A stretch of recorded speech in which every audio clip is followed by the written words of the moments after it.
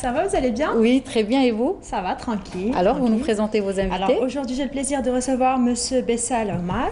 Bienvenue, Monsieur Hussein Yazid et Haïfa Bourras, que nous allons découvrir juste après. Dans un tout petit moment. Votre coup de cœur, on va dire? Voilà, très bien. Vous allez découvrir ensemble. Très bien. Donc, bienvenue à vous. Il s'agit de l'association, aujourd'hui, l'association Lueur d'Espoir, présentée par Monsieur le Président Bessal Omar. Bienvenue, Monsieur Bessal. Ça va, vous allez bien? Merci beaucoup. Donc, vous venez tout droit de Béjaïa. Oui, tout à fait. Ça a été le... Très chaud, chaudement, mais heureusement, ça va. Le véhicule était climatisé, donc on a voyagé dans de bonnes conditions. Très bien. Parfait. Donc, association caritative créée depuis décembre 2018. C'est une association récente. Parlez-nous un peu de votre association. Donc, comme vous venez de le dire, c'est une association à caractère caritatif, bien sûr à but non lucratif. Donc, nos objectifs dans l'association, d'abord, c'est un petit peu des objectifs à caractère social. Ensuite, nous souhaitons un petit peu aider les personnes sur un plan médico-social, surtout les personnes qui sont un petit peu les plus défavorisées, les plus sensibles un petit peu dans des prises en charge que nous pouvons faire. Nous avons également comme objectif de réaliser des formations dans le domaine des activités associatives, tout ce qui concerne un petit peu les enquêtes sociales, la gestion des projets et tout ce qui concerne un petit peu les associations. L'autre de nos objectifs, c'est un petit peu l'assistance et la participation avec les pouvoirs publics dans le besoin, dans la gestion un petit peu des situations d'exception. Voilà un petit peu grosso modo, et bien sûr, surtout, nous activons également dans le domaine de la protection de l'environnement. Voilà un petit peu grosso modo les objectifs de notre association. Très bien. Donc, vous, Monsieur Hussein Yazid, vous occupez quel poste au sein de l'association? Donc, je suis le vice-président de l'association et bien sûr, je suis un instructeur en secourisme. Justement, donc, vous deux, vous êtes, je veux dire, je ne sais pas si on peut dire instructeur ou formateur en secourisme. Vous avez donné des cours de secourisme récemment pour vos bénévoles. Comment ça s'est passé? Déjà, comment on s'inscrit pour pouvoir faire des cours de secourisme? Donc, chez nous, bon, c'est connu, il y a beaucoup de personnes, on vise le large public beaucoup plus, et il y a d'autres associations et des entreprises qui nous demandent, c'est-à-dire à former leur personnel, et bien sûr des associations aussi à former leurs adhérents, et on lance ça à travers les réseaux sociaux, à travers l'affichage et tout, et on lance des appels pour le large public, pour les formations. Donc, une fois programmé, on programme pratiquement 2 à 3, parce que nous sommes des bénévoles, on consacre notre week-end, c'est-à-dire on sacrifie notre week-end pour la formation. Donc, on donne ça, et il y a toujours des établissements publics et privés qui mettent à notre disposition leur structure pour former, et avec tous les moyens. Donc, pour former Elle dure combien de temps la formation? Donc, la formation, c'est un programme de 12 à 14 heures réparti en 2 jours. Donc, on préfère former le week-end. Il y a des personnes qui sont en repos et tout. Donc, mais pratiquement, les week-ends, on fait des formations, mis à part les associations ou bien les entreprises qui nous sollicitent. Là, c'est à eux de nous faire un programme, et puis soit sur site, soit chez nous, donc tout dépend de l'organisme. Est-ce que vous avez assuré la couverture sanitaire du Hirak qui se passe en ce moment? Non, je dirais non. On n'a pas, c'est-à-dire fait la couverture sanitaire. Donc, c'est nos secouristes qui sont dans d'autres organismes comme la protection civile ou bien dans le Croissant Rouge qui assurent cette protection, cette couverture. Il faudrait savoir que justement, il faut un petit peu alerter l'opinion des gens qu'être secouriste, c'est également une responsabilité. Tout à fait, ça ne s'improvise pas. Ça ne s'improvise pas, n'est pas secouriste qui veut. De plus, il y a des responsabilités qui sont engagées en tant que secouriste. Donc cela doit se faire, si on est bénévole ou volontaire, soit dans le cadre de bénévoles volontaires, si vous voulez, de la protection civile, et il va éventuellement de l'association qui s'appelle le Croissant Rouge algérien, ou d'un autre organisme éventuellement qui fera cette demande et qui offrira une couverture et assumera une responsabilité. Ce sont des gestes qui ne sont pas anodins. En tant que secouriste, vous avez affaire par exemple à des personnes qui font des malaises. Il faudrait savoir identifier quel type de malaise pour pouvoir répondre de manière adéquate. Si vous faites un massage cardiaque aussi, il y a des gestes, il y a des techniques à faire. Donc ce n'est pas n'importe qui le fait. La deuxième chose, c'est qu'il y a une responsabilité à assumer. Et quand on fait mal un geste, il y a des conséquences qui sont très graves qui surviennent par rapport à ces personnes-là. Donc c'est quelque chose qui doit être vraiment encadré et bien encadré. Exactement. Très bien. Et quelles sont vos activités?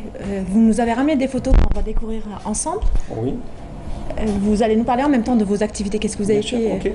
Donc la première activité que nous avons fait concerne l'environnement. Donc nous avons réalisé dans le cadre de l'environnement donc le nettoyage d'un site qui s'appelle le Parc national de Gouraya à Béjaïa, donc avec l'aimable collaboration des responsables du Parc national de Gouraya. Donc ça s'est fait donc, le 24 mars et le 6 avril. Donc ça a été une collecte un petit peu des détritus, un petit peu le nettoyage des sites qui sont fréquemment visités, surtout dans cette période estivale, par un petit peu les touristes qui viennent un petit peu de toutes les wilayas d'Algérie. Donc c'est les premières activités que nous avions réalisées. Donc ça c'est un petit peu les photos qui se sont faites au niveau de ce parc. Donc c'était durant la journée nationale un petit peu de la forêt, le 21 mars.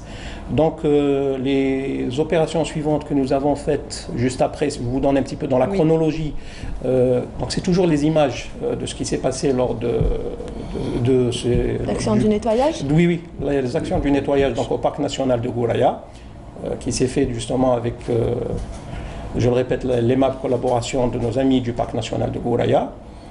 Voilà. Donc c'est les sites, et c'est des endroits qui sont un petit peu difficilement accessibles. Très bien. C'est tous des jeunes, c'est tous des bénévoles qui ont donné, qui ont fait un week-end, qui ont fait un jour de semaine. Qu'on salue d'ailleurs, qu'on salue pour Merci beaucoup. Pour oui, c'est un énorme travail. Pour le bénévolat. Ah oui, c'est un énorme travail et qui ne peut se faire en fait qu'avec eux. Personne d'autre réellement ne peut le faire. Il faut vraiment aimer ça, il faut vraiment vouloir ça pour aller chercher le petit papier qui se trouve sous une feuille, sous un arbre, etc. Donc il faut vraiment les remercier. Et sans eux, je crois que ces actions ne pourraient pas se dérouler. Absolument. Et vous m'avez aussi parlé d'un événement, d'une collecte pour l'Aïd, c'est cela? Donc la deuxième action qui avait suivi, c'était l'opération Kswat l'Aïd. Durant donc, tout le mois de Ramadan, ces mêmes bénévoles donc, se sont mobilisés pour convaincre des gens de nous faire des dons, etc., de nous faire des dons de tenues. Donc, ce qui nous a permis un petit peu de ramasser dans les 180 tenues. Honnêtement, c'est une association qui venait d'être créée, donc on ne pensait pas y arriver. Donc on avait tablé sur une cinquantaine de tenues au grand maximum. Et là, nous sommes arrivés à 180 tenues qui ont été distribuées de manière tout à fait discrète. D'ailleurs, vous allez voir un petit peu les opérations de tri, de suivi d'âge, etc. par rapport aux fichiers que nous avions. Mais nous n'avons pas mis les photos de distribution exprès. Donc on voulait respecter la dignité de ces personnes, surtout que c'était des enfants. Donc il y a eu 180 tenues qui ont été distribuées. Voilà un petit peu avec notre ami monsieur Hashmi Farid, c'est l'un des membres les plus actifs de l'association que nous tenons à saluer. Il ne pouvait pas venir aujourd'hui.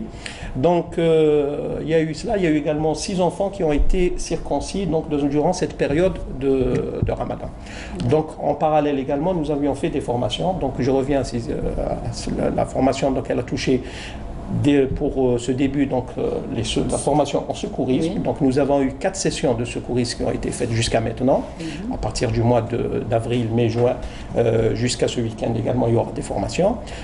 Ça a donc touché, pour l'instant, nous avons formé 50 secouristes à ce que nous appelons les gestes de premier secours. Oui, très bien, c'est parfait. Et monsieur Housseni, des projets à l'avenir?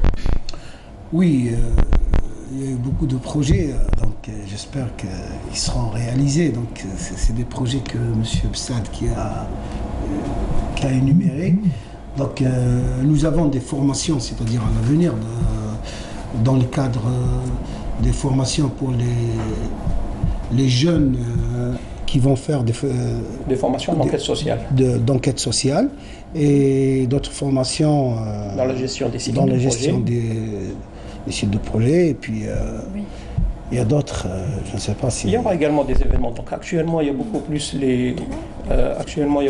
les accidents des motos. Donc on prépare quelque chose sur les accidents de motos. Donc très actif pour une jeune association. Voilà. Vous êtes très actif. Bravo à vous. Merci beaucoup. Et nous allons passer à votre coup de cœur, Wahida. On va tout de suite passer en musique. Je vous fais découvrir mon coup de cœur en musique. Elle va tout de suite nous interpréter une chanson qui a fait le buzz ces jours-ci sur les réseaux sociaux.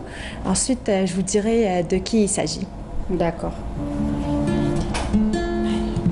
وملي رحتي يا ما فاتوا عليا محاين كبار رقدي هان يا ما وليدك ولد حلال وصبار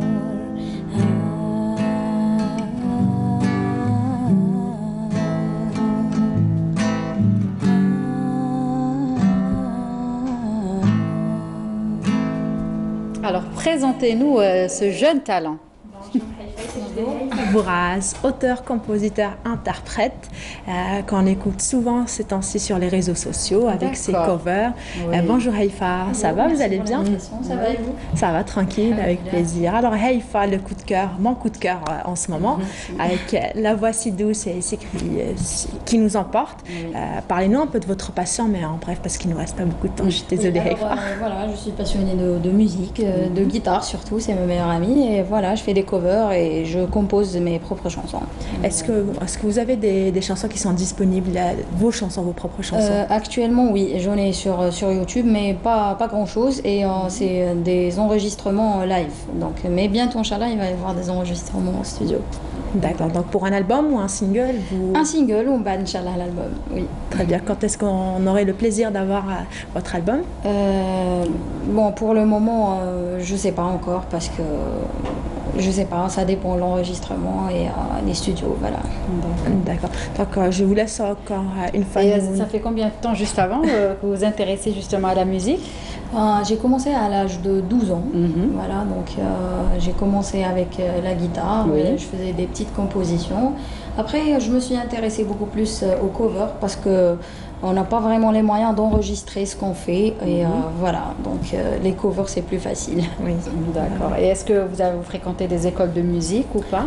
Non, en fait, je suis autodidacte. J'ai appris la musique toute seule et à travers YouTube, j'ai commencé à apprendre la guitare, le piano et à chanter. D'accord. Et puis en général, donc vous écrivez aussi des textes? Oui, j'écris. Je m'inspire souvent de ce qui se passe dans la société d'une manière générale et c'est des histoires qui me touchent et je m'inspire à écrire des chansons. D'accord, très bien. Wahida?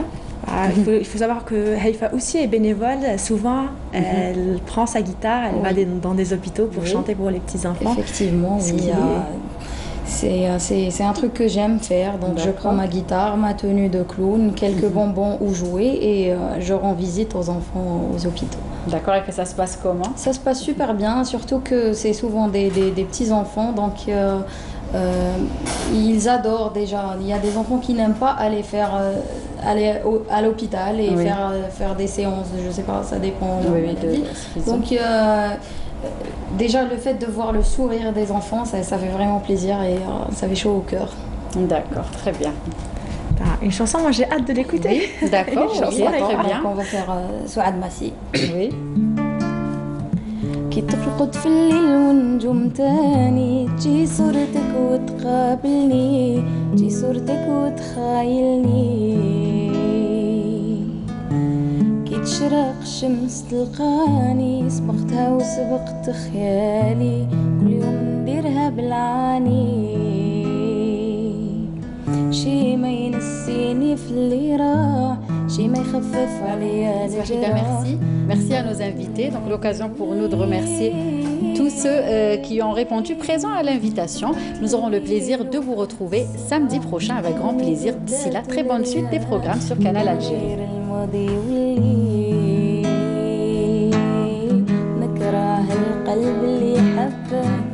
بما قالوا مقام في قلبك اللي بعته هو شريك ونحب اللي تعذب لك قلبك كيما انا هكذا يجرالك تولي تقول